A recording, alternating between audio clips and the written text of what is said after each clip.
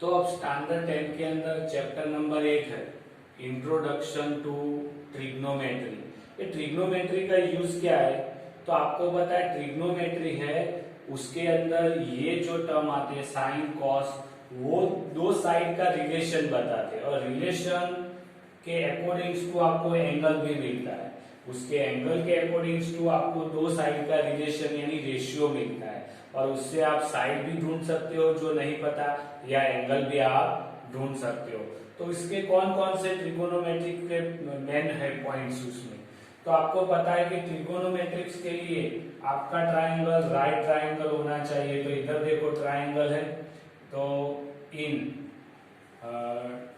Triangle ABC angle B is equal to 90 degree, यानी right triangle ही होना चाहिए 90 डिग्री वाला, तभी ट्रिग्नोमेट्रिक के ये सब जो टर्म्स है उसके अंदर फॉलो होते हैं। तो ये मैंने एक राइट ट्राइंगल ड्रॉ किया है, तो जिसमें ये लाइन है तो परपेंडिकुलर है, ये बेस है और आपको पता है ये उसकी हाइपोटेनियस है।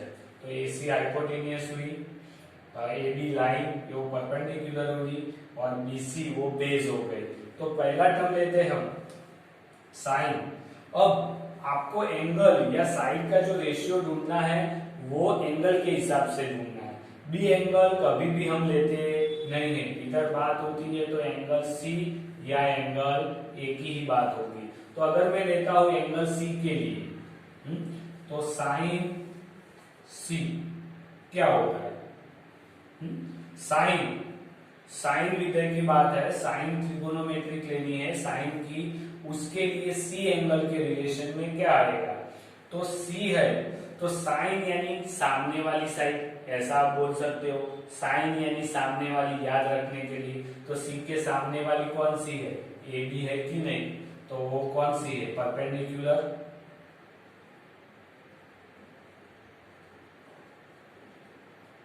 और आएगा हाइपोटेनियस, यानी आपको मिलेगा PK डिवाइड में H। या आप साइड का रेशियो भी ले सकते हो, AB अपॉन AC आ गया। अब दूसरा लिया cos C, तो cos के लिए पास वाली क्योंकि सामने वाली हो गई तो पास वाली कौन सी है? तो base B divide by hypotenuse H। Base क्या है? BC अपॉन AC आएगा। साइन और कॉस आया, अब इसके साथ कॉसेक लेंगे, तो कॉसेक C की बात है। तो कॉसेक C, तो कॉसेक से वो साइन का उल्टा है, यानी आप 1 अपॉन साइन C भी कर सकते हैं। तो साइन का उल्टा यानी हाइपोटेनियस ऊपर चला जाएगा, तो hypotenuse H divide by perpendicular P, तो आएगा AC बाय AB आएगा। अब आगे देखते हैं तो सेक C, तो 1 अपॉन कॉस C है। तो कॉस क्या था? Hypotenuse H divide by base था, बेस B था, तो इसका मतलब AC बाय BC आएगा। अब आगे लेते हैं तो कौन सा आएगा? tan है, तो tan क्या है? तो tan C वो sin C divide by cos C है। तो आपको पता है साइन यानी क्या है? AB बाय AC आया, यानी साइन C। अगर ऐसा नहीं पता तो आप डायरेक्टली भी बोल सकते हो कि tan C यानी सामने वाली साइड यानी perpendicular, perpendicular P divide by base B। तो इसका मतलब सामने वाली AB डिवाइड बाय नीचे वाली BC। अब लेते हैं कॉट C, तो 1 अपॉन tan C भी है, और अगर दूसरा कहना है तो cos C अपॉन साइन सी भी है, ये भी। तो ये उसका पूरा उल्टा, यानी बेस ऊपर आएगा, base B divide by perpendicular P, यानी आएगा बीसी बाय ए बी आएगा।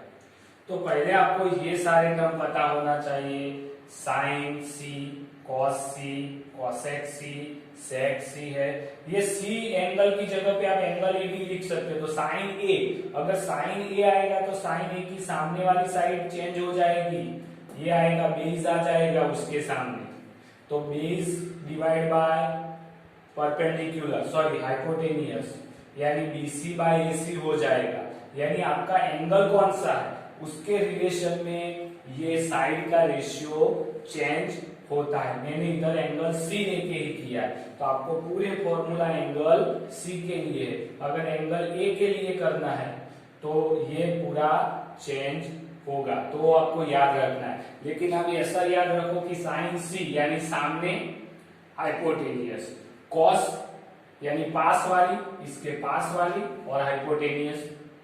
बस अगर एंगल ए के लिए आप साइन ढूंढते तो सामने वाली बीसी हो जाएगी, बराबर है। अगर एंगल ए के लिए आप कॉस ढूंढते हो तो पास वाली ए बी आ जाएगी। यानी आप ऐसा लिख सकते हो कि मैं अगर साइन ए के लिए रखूं तो सामने वाली यानी बीसी और हाइपोटेनियस एसी हो जाएगी। जब मैं इधर लिखूं कॉस ए लिखूं तो पास वाली उसके लिए ए बी होगी और हाइपोटेनियस तो फिक्स है एसी।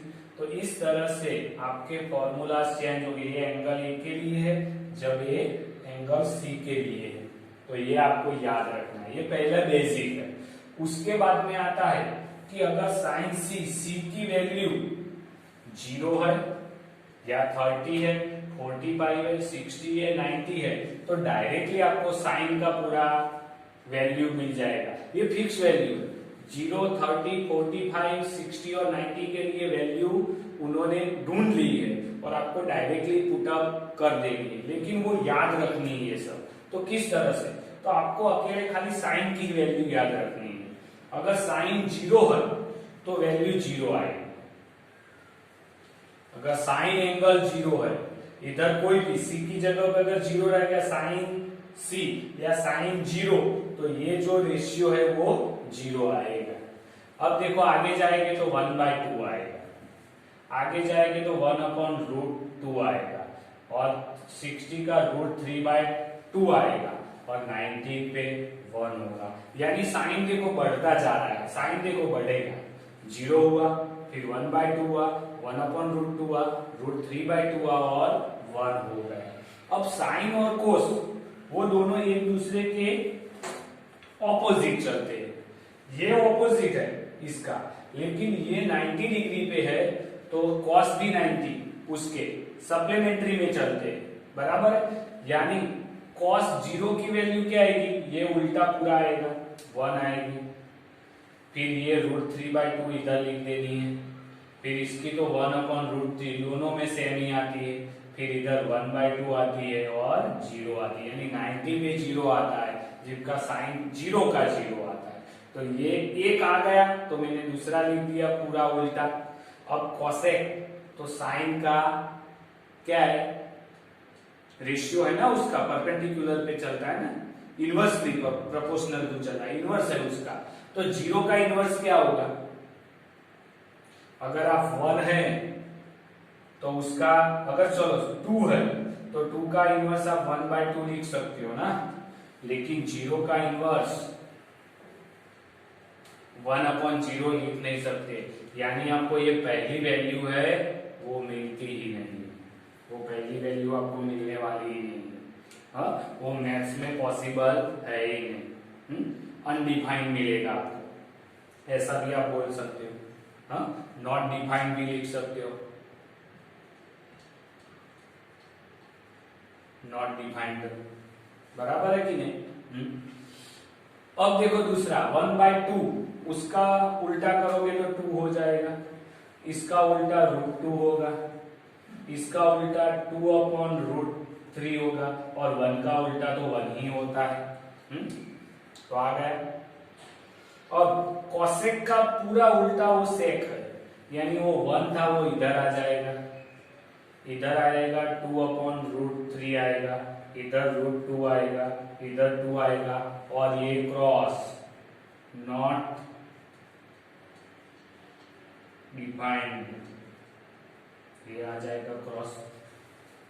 तो ये आ गया।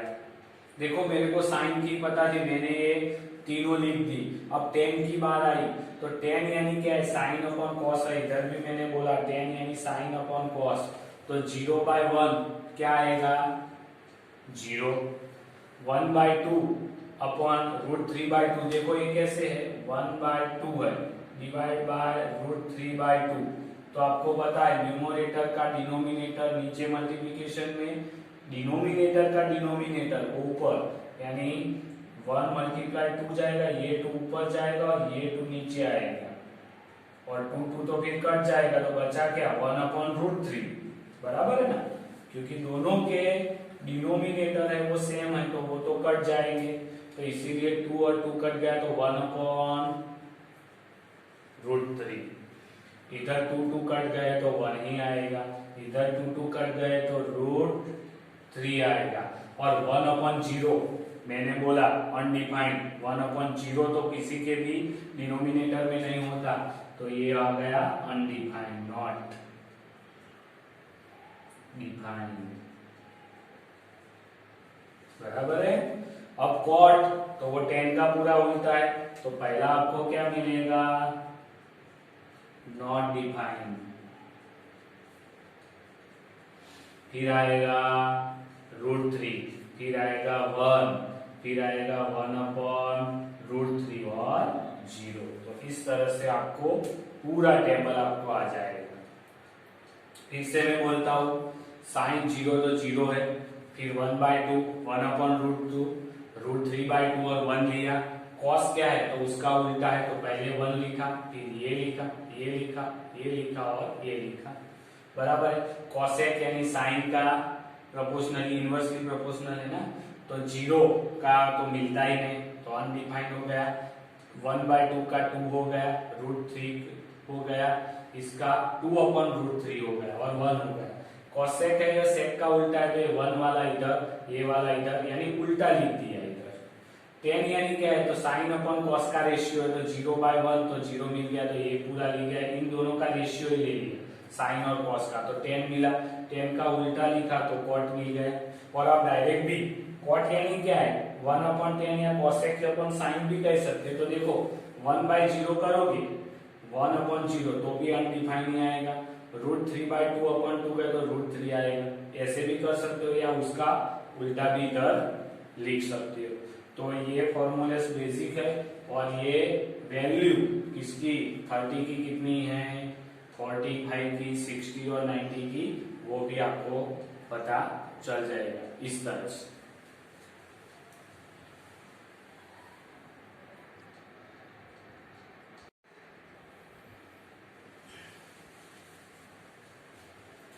तो अब आगे उसके कुछ फॉर्मूलाज है जिसमें आइडेंटिटी की बात है, तो इसमें फर्स्ट आइडेंटिटी है, फर्स्ट करता हूं साइन स्क्वायर। अब देखो एंगल की जगह पे मैं थीटा लिखता हूं, तो sine square theta plus cos square theta is equal to 1। उसके ऊपर से आप दूसरे 2 के 3 फॉर्मूला लिख सकते हो। इसमें पहला आता है कि sine square theta is equal to 1 minus cos square theta, ये लिख सकता हूं। दूसरा लिख सकता हूं कि cos square theta is equal to 1 minus sine square theta. तो ये 1, 2 और 3 फॉर्मूलेज हो गए उसके ऊपर से। दूसरा आता है cosec square theta plus cot square theta, sorry minus cosec square theta minus cot square theta is equal to 1।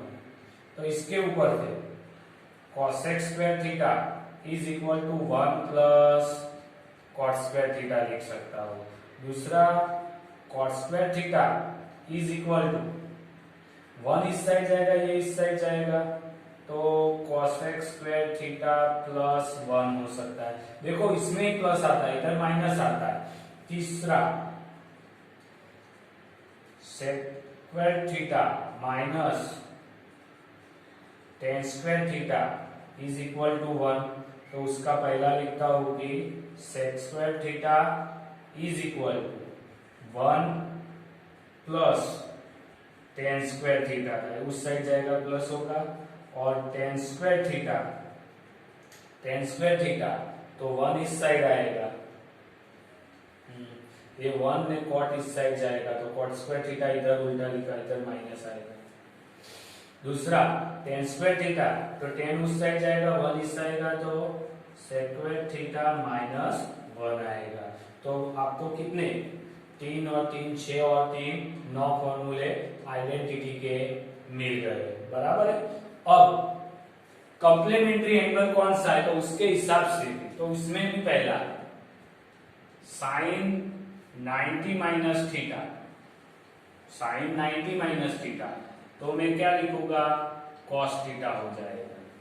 इससे उल्टा कॉस 90 माइनस थीटा तो क्या हो जाएगा साइन थीटा हो जाएगा। अगर कॉसेक 90 माइनस थीटा तो क्या आएगा सेक थीटा आएगा।